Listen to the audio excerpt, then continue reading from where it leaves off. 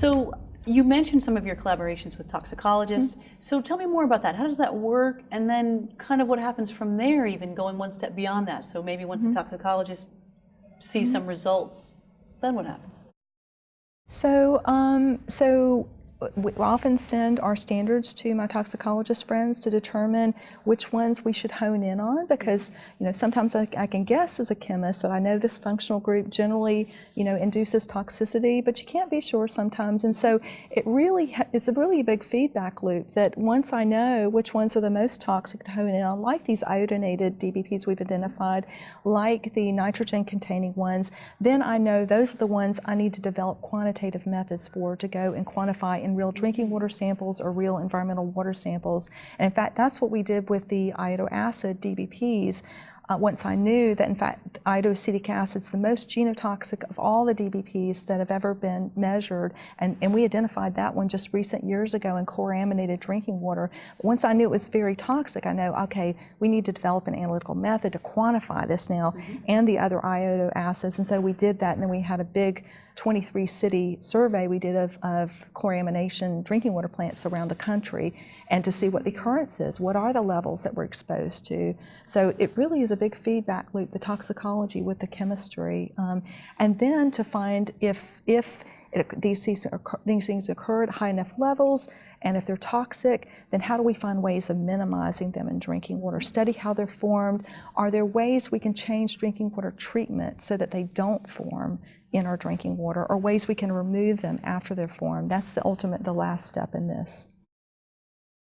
How long is that cycle from identifying an emerging contaminant to perhaps being able to take action, or maybe you're helping change a process at a disinfection plant? I mean, it's definitely a few years. So it would be several months for the toxicology to get done, even though these are in vitro assays typically that we're using.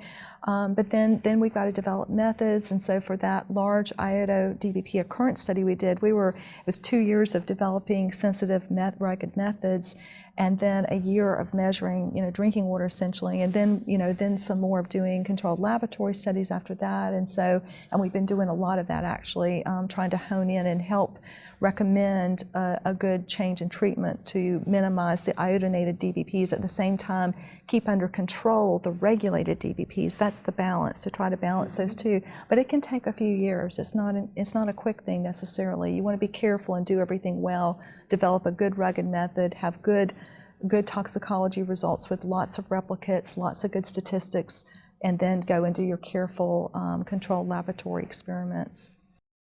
So you're even getting involved in that step of then trying to come up with the methods that will help eliminate the formation of those byproducts in the treatment processes? Yes, we are. Wow. Yeah, I can give you an example. So, for example, with chloraminated drinking water, how they generate monochloramine and chloramines in treatment is they'll have chlorine already in the water. And usually they'll have a certain amount of free chlorine contact time where you've only got chlorine added. Then they add ammonia at a certain point in the treatment. It can be toward the very beginning of the plant. It can be the end of the plant before it goes in the distribution system, before it goes to the pipes. And once that chlorine and ammonia, when they're mixed, when the ammonia is added, you form chloramines, and monochloramine is the main disinfectant form. You get a little bit of dichloramine, a little bit of tri, but mostly the monochloramine. And that monochloramine then will form higher levels of iodo-DBPs typically.